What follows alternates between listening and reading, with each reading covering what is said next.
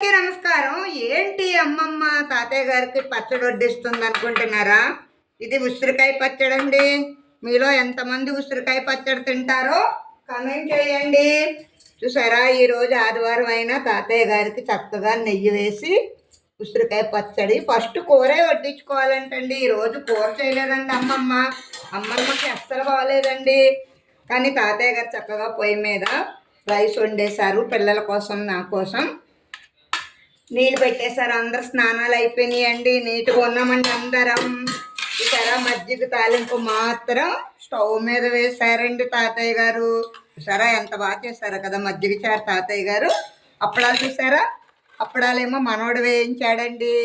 ఇగోండి అప్పడాలు, ఇగోండి చిట్టి, అన్నీ మార్చేసాడండి. అయినా సరే తప్పదు కదా అండి. ఈ వీడియో మీకు నచ్చిందా? వీడియో కనుక నచ్చినట్లయితే లైక్ చేయండి, షేర్ చేయండి, సబ్స్క్రైబ్ చేయండి, అమ్మమ్మని సపోర్ట్ చేయండి. ఉంటాను. Bye bye.